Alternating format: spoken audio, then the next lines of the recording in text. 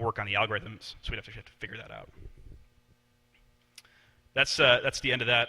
So from now on, I'll take any questions. I have about 15 minutes. Yeah, Tom.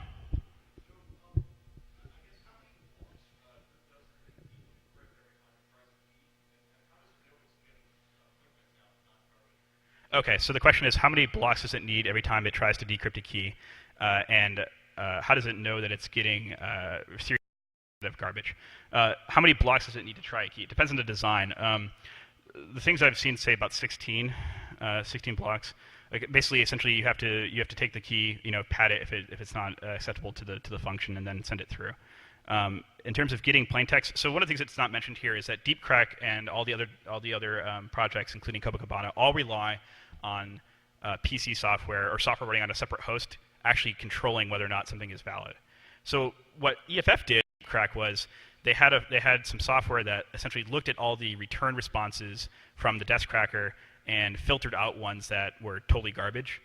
And then essentially they only raised alerts for things that were possible matches, right? So they looked for things like if it has any high ASCII, right, it's not a possible plain text, right? I think that they had some definition of what plain text was in the challenge that they broke, and I think the definition was it was only going to be ASCII. So if you have any high ASCII, that's not valid, right? If you have any combinations of numbers or letters that wouldn't be words, that wouldn't be valid, right? So you do have to kind of know or have some guesses as to what the plain text is. But of course, because otherwise you have to re-encrypt every single time and figure out that. But all of them work on a controlling piece of software. Does that answer the question? Okay. Yeah, go ahead.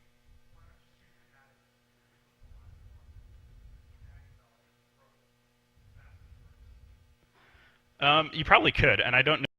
I think the reason that EFF didn't do it the way is because, well, they might have actually implemented that in part of the throwaway.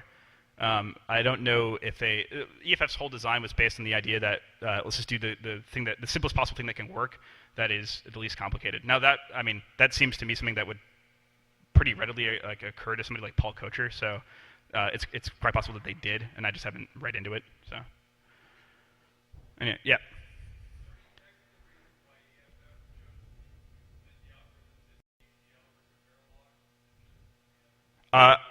So the person who actually wrote the VHDL code is a guy named Tom Vu, who I haven't had a chance to talk to but want to. I think it was just because that's what AWT knew. Yeah. I personally only understand VHDL purely just because I haven't taken the time to learn Verilog, and it's one of those things, right? There are some slight differences, but essentially they both describe the same functionality. So I think a lot of people in the room, if people who here has played with FPGAs, I never asked. Right. How many people out of that group of people, keep your hands up, are Verilog hackers? How many people are VHDL hackers? Sweet. I'm in a minority yet again. Yeah, I literally learned VHDL because I found a really good book on VHDL that was cheaper than all the other books I could find on Verilog. Basically, I mean, it's all economics. Somebody else had a question. Anyone else? Way in the back.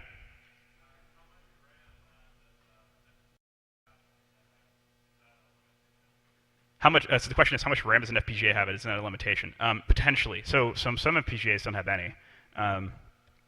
In the case of this, I think the block RAM on the, I don't remember. Do you know what the block RAM is on the Spartan 3s? Yeah, it's really small. Is it a limitation? Not practically. What you do need is SRAM to store the image. Things about FPGAs typically is that because they are reprogrammable, they literally are loading their design from some source, right? So you have to have what's usually called platform flash, which actually stores essentially whatever the hardware design is in a little piece of battery backed up flash, and then that gets loaded into the FPGA. This is different from say CPLDs. CPLDs you can kind of turn off and lose power and then come back and they'll be alive. But FPGAs need to load their hardware from something. It's essentially loading code. The reason I split it up is because hardware design is not really like programming.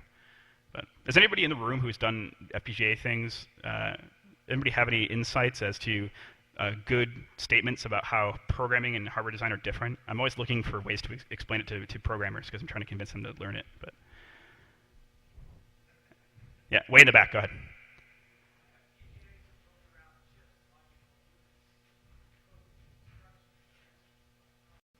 Right. So yeah. So one good example would be that code is built around instructions for a CPU, and FPGAs are built around built around logic units. Yeah, it's true.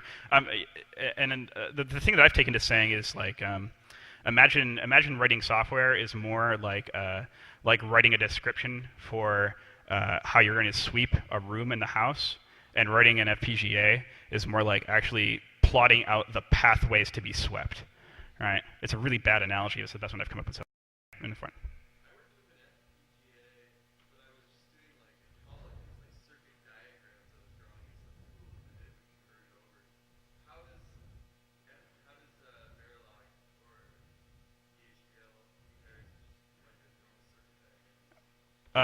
To drawing circuit diagrams. I've only written VHDL. So what you write in VHDL is essentially a description of. Do I have any VHDL I can show on this? I don't think I have any VHDL that I can show on this laptop. VHDL is essentially what you describe are a number of ports, and then what those individual ports are and their behaviors. And Verilog has a similar model. It's slightly different. For people who understand Verilog, I would love for somebody to explain how Verilog does it. But VHDL, so VHDL is a subset or a superset of Ada, and it was originally designed because Verilog, when it first came out, was proprietary. They're both open now. It doesn't really matter. As far as drawing circuit, you can derive a circuit diagram from VHDL, and in fact, that's what a lot of FPGA, as almost all FPGA software does, either behind the scenes or can also provide you a graphic representation of a system. And they basically, it's all just block diagrams, right? So it's like input to this, clock to this, right? Reset to this, whatever. I've not done I have looked at some of the graphical kind of like grid, or not grid, but like GraphFlow kind of hardware design languages, and I haven't really played with any of them in any kind of serious way. But essentially, HDL, you're really writing a spec, essentially, for how a circuit works. So like the inputs, the outputs, and then like, clock rate and speed and voltage and all this other such. And then you basically you can define elements. And in VHDL, it's great because you have this library of stuff, which I'm sure is the case in Verilog also. But you have a library of things like standard logic, and so it includes things like op amps and NAND gates and all this other kind of digital logic elements that you use to build things like memory or whatever, right? And then eventually, when you synthesize it all together, it builds what's called a netlist, and a netlist is actually what you end up putting, essentially you make the netlist into an executable form for the FPGA. A netlist basically describes a graph, really, and it's essentially called a netlist because it describes the interconnection of all the wires and all the signals on the wires, and then you basically load that into some kind of format. Each vendor of FPGAs has their own essential program format.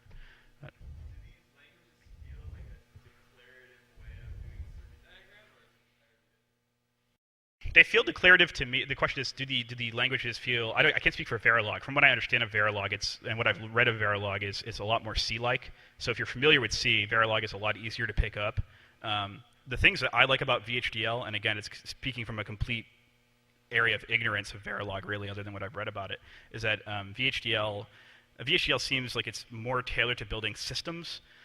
If you wanted to, Verilog, I think it's really quick to like write like a specific circuit or a specific kind of design like quickly. But if you want to build a system, it seems like you require a little bit more support in Verilog than you do in VHDL. On the other hand, VHDL it's a lot more heavyweight to like build little one-off things, right?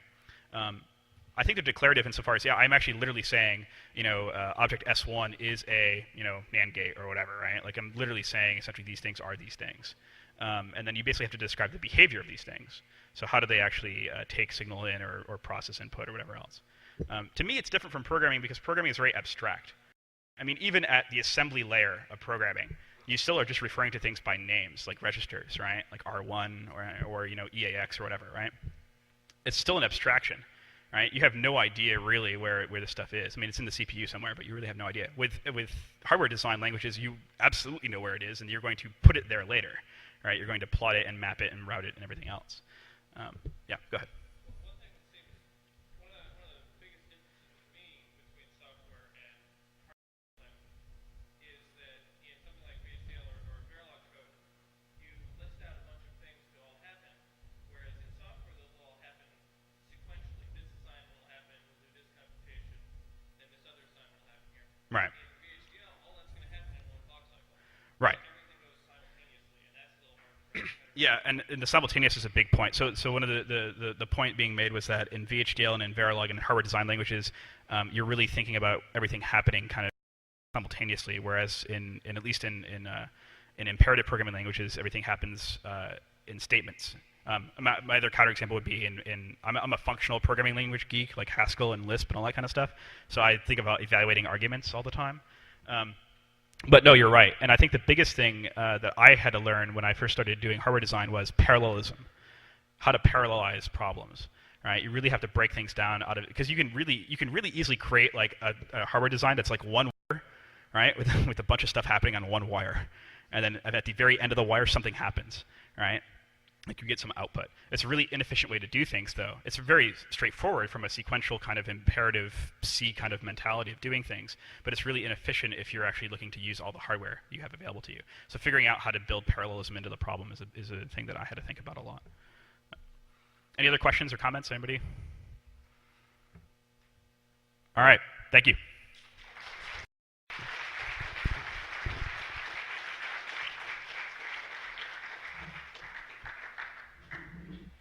I have about 5 minutes before I have to leave the room, so everybody can feel free to come up, and then as long as I make sure I get the boards back, that'd be great. Thanks.